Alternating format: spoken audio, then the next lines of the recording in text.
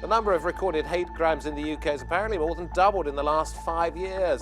The Home Office saying it is likely to be related in part, at least, to the aftermath of the Brexit vote and the spate of terror attacks of 2017. But when you compare the UK to other countries, is it really as bad as it first appears, or is the issue perhaps being blown out of proportion?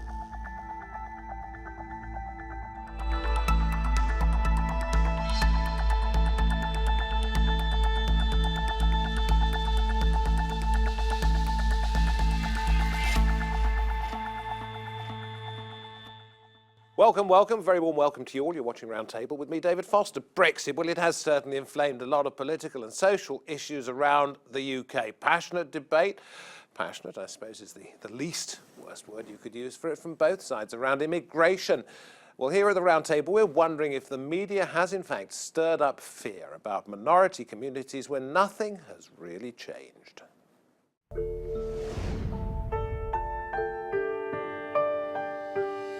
As Brexit discussions continue, another more insidious issue has arisen from the debate.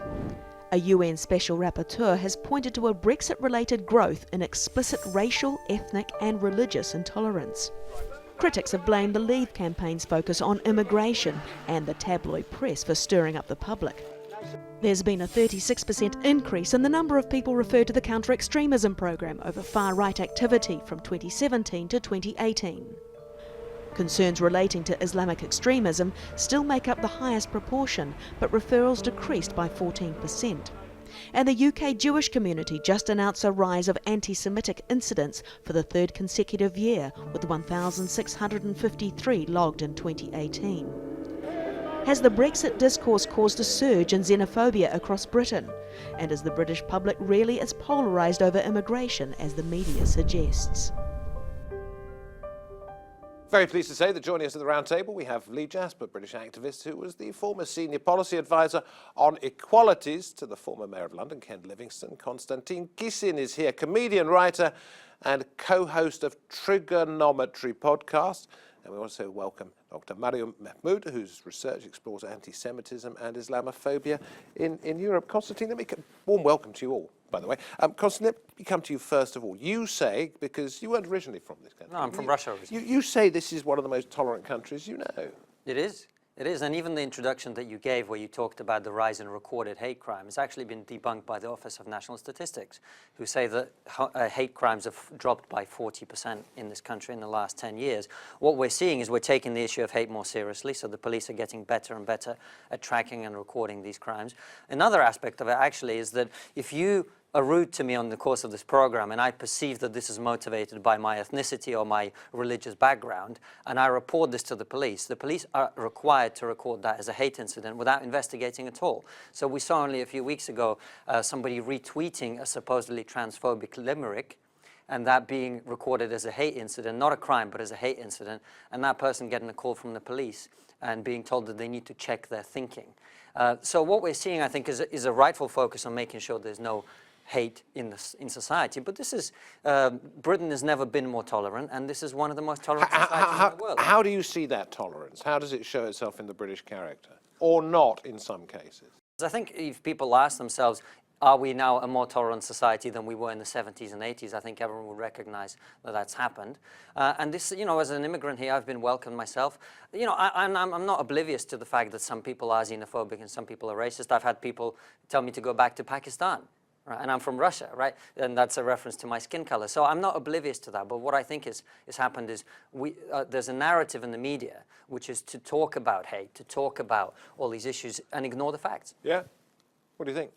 Well, even the language that he uses is problematic because it pathologizes community. You know, we're the most tolerant, in quotes, country in the world. Well, you know, definition of tolerance is putting up with some alien body, some alien virus that you don't like. I don't want to be a black British citizen that is tolerated in my own country. So I don't think it's reflective in a philosophical and citizenship sense of the real nature of Britain. Secondly, the issue about hate crimes, the reports and the academic reports, the YouGov surveys are quite clear that Britain is a more divided country as a consequence of the EU referendum on Brexit. I think that the fact is that race hate crime is on the increase and gone up. It may not have been as high as it was in the past, but it is going up. But that has been. But the suggestion is, this is from the parliamentary report. The reality is that any country that suffers economic recession suffers an increase in racism. And Let me put this one out there. We're no different to anybody else. Parliamentary report, all party, in other words, a cross-party parliamentary report said, yes, okay, race hatred had gone up by 40%, and it described it as a hierarchy of hate where racial hatred was being treated more seriously than other forms. In other words, other forms of discrimination, hatred were being downplayed. This one was being given much more emphasis. I think that's why we need more diversity in the criminal justice administration process in the police service, because clearly some people are not getting an understanding the complexity and the nuance of racism. But that we have a problem, that it is getting worse, is testimony and testified to by Muslim and African and Caribbean communities all around the country. Part of the suggestion from this, Maryyum, please come in. Part of the suggestion from this was that it isn't necessarily going up. There are more recordings of it. The emphasis is being put more on it. What does your research tell you? I think what's worth looking into is the nature of the hate crimes that are being recorded. So when we have, for instance, somewhere as diverse as London, Polish community centres being targeted, vandalized. We have, in the north, we had Muslim halal butchers being bombed, right? And on a daily basis, it's this sort of banal, everyday experience of individuals that shouldn't be brushed under the carpet. These sort of things need to be recorded in this day and age. And as someone who has researched Islamophobia within Britain today and Weimar era anti-Semitism and compared and contrasted the experiences of individuals, I feel that we're running quite down a very dangerous and slippery slope if we were to say this is more Did it ever go away? Paranoia. No, it's the nature of prejudice that has changed. There are certain it comes in waves, right? And when it comes to something like Brexit, there is always an emphasis on sort of the other, a foreign entity prior to any election and post-election too. That is just something that happens. However, the way in which we deal with it as a nation, both within public discourse, media narratives, as well as policy making, now these are the sort of things we need to address. And address in what way? Well, what would you like to see? For instance, we talked about tolerance. I do agree with you. This idea should be more about acceptance of difference, right? And when it comes to, for instance, with the whole issue with Brexit, right, we have across the political spectrum certain sort of, calling it far right is quite sanitized. We have very racist and fascist views against anyone who is remotely different. Everything is being racialized now. It is no longer an issue of racism based on color or creed. There are certain ways in which Muslim identity, Jewish identity, obviously, has been racialized, right? And Polish identity as well. So it's these sort of things that we need to challenge on a very community-based sort of activism, as well as within policy. In terms of policy, I feel just so briefly I can finish, that we shouldn't be giving, we shouldn't be giving, not just platforms, we shouldn't actively promoting people such as, certain groups I'll refer to later, to be allowed into the corridors of power to influence policy. That is it. Konstantin, I think I'll give you the chance to say whether you meant tolerated or accepted. Well, of course, I meant when we use the word tolerance, so that's what we're talking about, acceptance of different No. Okay, but that's what he meant. No. Well, now I'm being told which words what I intended to mean. Tolerance has a definition in the I don't have a particular. Very clear. But I mean, you understand that he's saying perhaps he didn't mean tolerated in the way that you accept. That's what I just said. I said when we talk about tolerance, we're talking about accepting people from different. Do you accept the narrative that it is a far right thing, as Maryyum seems to be suggesting? Because I don't accept that the sort of hatred that we're seeing is merely coming from one element of society. I didn't suggest that. Yeah, you talked about... There is a spectrum. Yeah, but you did talk about the rise of the far right being behind this. And you have suggested... I think there's racism on the left. I said there... Okay, well, we'll talk about that. But you've also talked about the fact... about it. Exactly. Give us a chance, yeah? Where do you think it's coming from, if there is any? Or do you accept there isn't a rise in xenophobia as such, even if you say that Britain is a very accepting society? Britain is becoming a more tolerant place by the year. There's no question about that. The statistics are there to back that up. There are some people... Look, I think the statistics out of America, Lee, that say that 7% of Americans think that chocolate milk comes from brown cows. right? Let's assume that British people are twice as intelligent as Americans, a fair assumption. Let's say 3% of British people think chocolate milk comes from brown cows. There are going to be racist people. There are going to be violent people. There are going to be xenophobic people. Is that reflective of society? No, it's not. I think the people who are on the far right are being increasingly marginalized. And we talk about Brexit polarizing people. It's actually polarized people on a political basis. It hasn't polarized people on a racial basis. People are now much more likely, particularly in America, these figures are very clear. We have over 90% of people support interracial marriage, and more than 50% In America? say, in America. The most But racially segregated country. I'm not saying America's great. America is far more intolerant than Britain. This is exactly my point. This is your chocolate milk theory. But in America... Stop for just a second, because I know you have to go, and we're going to continue. No, we're going to continue with the conversation. Lee has to leave us. Yeah. We're going to bring in somebody else in just a moment. So your final thought on this. I want to put it to you that when you say that this has fueled middle-class bigotry in this country, Brexit, I don't think you have an iota of evidence for that. Middle-class bigotry? Yeah. Well, I think that the rise in xenophobic sentiment that has been demonstrated by those areas that were highly supportive of the Leave campaign, showing the greatest increase in hate crimes, showing in attitudinal surveys the greatest hostility to foreigners, citing immigration as their #1 reason. You asked for the evidence, I'm giving it to you. Being concerned about immigration. Where do you get the evidence it's middle class? Wanting to control immigration. Hold on. I get the evidence it's middle class from the economic analysis done by Lord Ashcroft and YouGov on the demographic nature and economic background of those who voted Leave. And there is working class. That all the middle class people who voted Leave are bigots. No, I didn't say that all of my... look, not everybody who voted Leave was a racist, but all racists voted Leave. Lee, I know you've got to go now. Andrew Gilligan is going to be joining us in just a moment from the Sunday Times, so I'll come back to you, Konstantin, and Maryyum. I suppose it was always going to be a very argumentative subject, and there are no rights and wrongs here. My concern with what Lee was saying is this idea that anyone who wants to restrict immigration or control immigration in a different way to the way we've done up to now must be xenophobic. I think this is a myth. It's a myth that's very dangerous, because if you look at what the Blair government did, they allowed a very large number of people to come from Eastern Europe. I'm from Eastern Europe myself, right? And over that period of time, they allowed it to happen in a very uncontrolled way. They didn't introduce transitional controls when Poland joined. And the people were concerned about it, and anyone who was concerned about it and tried to express that concern in public was immediately shouted down as a racist, is immediately shouted down as a xenophobe. And if you want to find out who caused Brexit, it was that policy by Tony Blair and his okay, well, we're not into that. Maryyum, do jump in, and then Andrew, I'll bring you in next. 2 points. As defender of the British press, perhaps, and other things, of course. I just have 2 points to make. So regarding this point about xenophobia, what is it? Have we truly defined it? It is this fear of the other, or it's an irrational fear of outsiders. Of something who is foreign, right? Who is deciding this? What is and isn't foreign? Firstly, I do feel that when we have somebody like Nigel Farage, who we're not arguing whether he's far right or not, the point is he's done an awful lot in terms of recruitment for the far right. When it comes to immigration and issues of that nature, you know, when you have someone such as he has, you know, he's defended racial slurs against Chinese people, he's openly said he would be worried if his neighbors are Romanian. He's done countless things. So I'm not just picking one person. This is just an example of how somebody with such intolerant views is normalized. Okay, but that's exactly my point. One second. And does that sort of view become magnified by the nature of the coverage it gets, both from the left-wing press and perhaps from the right-wing press? Well, blaming the media is a kind of knee-jerk reaction on all sides, right and left these days. But actually, you ask for these alleged racist and xenophobic headlines, and they always come up with the same 5 pieces in the Sun and the Mail.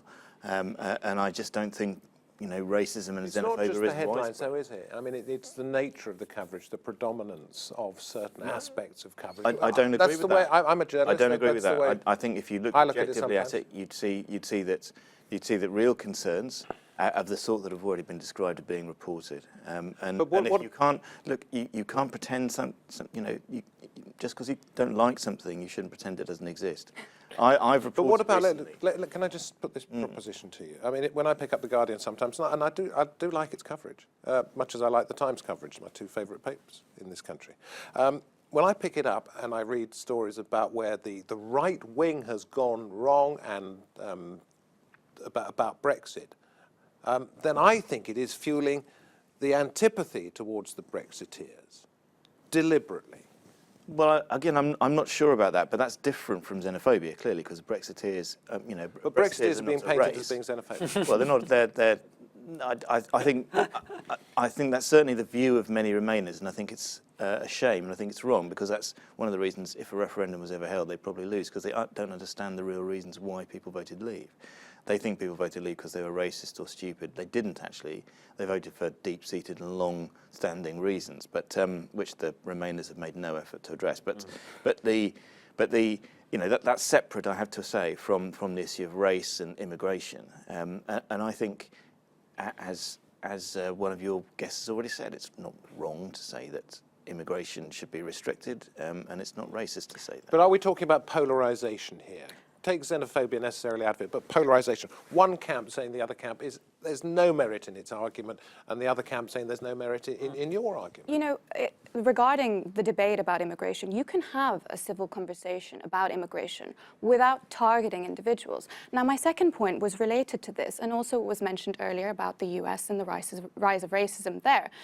Think of Brexit and Brexit Britain as a microcosm of what's happening in the world today. We have the rise of populist But why should we? Well, it is. That's entirely what it is. Well, if I can make my point, that there has been a rise of populist narratives and you know, even people in power now within Europe, Eastern Europe, Latin America. There is Hindu nationalism, fascism in power in India. I would say that it's... But no, I just want to... The point I was making to you, Maryyum, Yes. was why should we say that Brexit is a microcosm of the multitudinal problems around the world associated with specifically different racism? regarding racism and xenophobia. You know, to say that people who voted Leave, they had certain qualms, and disregarding that there is a racial element there to some people is almost equivalent to what you were disagreeing about. But isn't it that bit that always gets lost, Maryyum? Yeah. To some people. Yeah, it's a tiny Isn't minority. that what we're This discussing is the here? problem, is we're We can bringing say in that a about tiny Islamists. They're a minority and tiny smearing minority. everyone. One second. I think it's shallow to argue that we've got into this mess that we're in, and that liberalism generally is in because nasty people have said nasty things and the media has reported them. That is shallow. The reason why liberalism's in crisis is that because it's overreached and it's been arrogant and it's been complacent. Okay. And it seemed to all too many people, many of whom are not racists, Okay. to enrich a certain class of metropolitan elite liberals at the expense of everybody else. Right. That is the problem. Your point regarding, you know, the media, you know, people saying nasty things and reporting nasty people. It's the way in which the coverage is conducted. not. You know, if I you're need to hear some platforming, examples. okay, for example, we had Turning Point is an organisation within the US, and we have Turning Point UK, which propagates really quite dangerous views, right? And the way in which, I'm not suggesting they should be deplatformed, the way in which the BBC covered a student or somebody who was a representative of that group in the UK, asking them questions in such a manner, whereas somebody from like Momentum, a group which is quite far left or left, it's left of centre. What specifically was wrong with what they said about that they're particular quite group? interrogated. I feel the way in which we're having this discussion, I'm not suggesting anyone I needs don't to agree. deplatform, And but it I needs don't to be think anyone can conducted ever in a very Konstantin, civil manner. your turn, please. I actually want to agree on some elements. There is, of course, an element, as I said earlier in the conversation, of society that's going to be racist, right? But the problem I have with your position is you're taking a very small sliver of society and you're lumping everybody else, the other 49% or whatever, with that group. 49%, where did that come from? Well, I'm using a figure. How do you know? Where's the research? My point is, it's a small percentage of people How who do you are know? actually racist Well, in this country. Are you saying that half of this country is racist? I haven't said anything. You're the one coming up with figures that Right. are incorrect, okay? Okay, so what I'm saying is... If you want to hold take, on, Whoa, let me- whoa, let me- whoa, let me whoa. take just some finish metrics. my point. Everybody Let me just finish my one point. at a time if we can. let's So take let me just finish this point, Andrew, very quickly. A small percentage of people in society are always going to be racist. I think we all accept that. My problem with what you're doing is you're lumping everybody else in with them. Well, let me finish this point. I haven't said anything. No, you did say that it's tinged with racism, this Brexit I didn't use the movement. word tinged. Okay. What word did you use? I did not say tinge. You cannot... You lump in my those people mouth. in Okay, together. we get your point. We get your point, Andrew. I don't think racism is the main motive for Brexit. I'm sorry about that. And I think Didn't it's, say and anyone who wants to overturn it or reverse it will fail if they believe that's the reason. I agree with you. But it was me about ask you to be immigration. specific, It was Maryyum. about About immigration. Well, you Immigration two, please, is- let me ask you to be specific here. Sure. Because I got the sense that you were alluding to that. So let's clear it up. If racism wasn't the main motive for Brexit, what was? Look, as with any issue, there are multiple factors.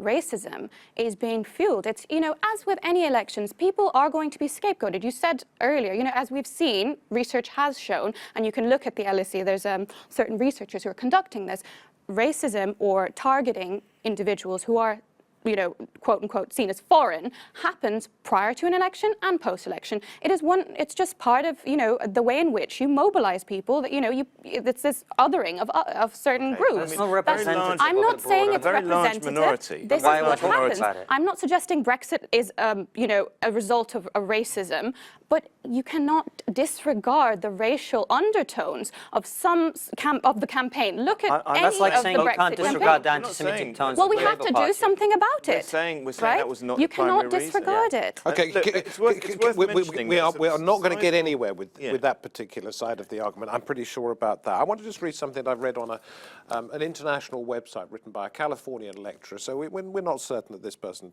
understands entirely what is going on in Europe. And he mentions Tony Blair, saying that Tony Blair belongs in the same circle of Dante's hell as Viktor Orban, and you couldn't see two people coming from more different spectrums than those, and that this is a new battle for civilization in which they, the people who are asking the questions that we're talking about here, have asked us to choose sides. It is a battle to create a culture that is far more radical and will take far more sacrifice than the liberal order whose demise they so regret. And I can assure you that is the most straightforward part of the article. And what he's saying is that this goes far beyond the stereotypes that we're talking about. Well, I think if you're saying Tony Blair's the same as Viktor Orban, can't agree there. No, but what he's saying is that they've all created this muddle. I think that's true. I think I absolutely do think that liberalism has been the architect of its own demise. It's overreached. There's been this dogmatic belief that immigration is by definition wonderful, and everybody who opposes it is by definition devilish. And that's wrong, and it's happened in large quantities very quickly. I don't think the British people are racist. I don't think they're anti-immigration. I just think they feel a need for a little bit of control. Is that a racist argument? That's sold rather well on the doorstep. Is it a racist argument to suggest that all immigration, as the argument put forward by some people, all immigration is wrong and all arguments against it are wrong as well? Is that in itself a racist point? Look, the way or the nature in which Does any it encourage argument, racism? Well, look, two things you've asked here. Is it racist? Depends on the nature of the discussion, okay? And regarding whether it fuels racism, definitely, as we've seen throughout the world. And when it comes to these rise of populist governments, whether it's Orban or whether it's anyone, look, the rise of Trump is very emblematic of all of this, right? And The reaction to neoliberalism, though, perhaps? you could argue, right? But that's not to disregard the racial element of all of this. And, this rise of populism has given a guise and veneer to very, very far-right views. And, calling it far-right, like I said earlier, is sanitizing very racist, very demeaning, and very intolerant and verging violence. It encourages violence. You were looking at anti-Semitism in the Weimar Republic times, and we know what that eventually led to. How do we prevent this kind of discussion remaining as it is, amiable between friends at a round table, and turning into something much more unpleasant? Well, by having the conversation. By having the conversation. This is the point. This is the point I made earlier. For years, anyone who's raised the issue of immigration was immediately called xenophobic and racist, which is why I'm so concerned that we don't confuse the two. Some people are racist, a small minority of people are racist. A far larger number of people are just concerned about levels of immigration to this country, as they're perfectly entitled to do. And it's only by having this conversation, by airing those grievances, and by addressing that problem that you ever get anywhere. But it's a dangerous thing because you're throwing fuel on the fire as well, perhaps. You can take objective measures of racism in a country. So, for instance, the rate of mixed marriage. Yes. It's rather high here, actually. You can take things like the levels of racial attacks. You can take things like representation of BME people in Parliament. On all those measures, Britain scores reasonably well. Now, it's not a perfect society, but it's probably less racist than many other parts of Europe, indeed of Western Europe. And I think the danger is here that we're talking this up into something more than it is. Possibly. I don't think look, I don't think this is a conscious decision to other people as part of a move to get political power. So perhaps We've by seen giving it no- oxygen, we're making the We've seen matter no worse. major Mehmood, right-wing we don't party have very rather much longer. I'd like you just to round off the programme. Because we don't have very much time. There's so many points that I would have liked to pick up on, but regarding mixed marriages, as if somebody who's in a mixed marriage means that they're not racist. Let's not talk about that for a moment. They're marrying But just somebody of another race. your question. Fairly good indication. I don't think so, and I have figures to prove that. But at the moment, I just want to address what you've said. How can we, come to a resolution of some sort, or prevent the rise of racism, for instance? I work with a lot of interfaith groups. I've been doing so for the last decade, a lot of community action. It's grassroots mobilization. It's re-education of individuals. It's about dispelling misconceptions. Even today, there's certain things that earlier we talked and you said, oh, really? There's certain points that you hold that, I had assumed otherwise. It's about tearing down those walls. Okay, Maryyum, thank you very much indeed. Perhaps come back and tell us. We'll talk about that another time. Thank you, Andrew. Thank you, Konstantin. Maryyum, thank you very much indeed for joining us on this edition of Roundtable. And thank you, of course, very much for watching. I'm David Foster. We hope to have your company next time. Goodbye for now.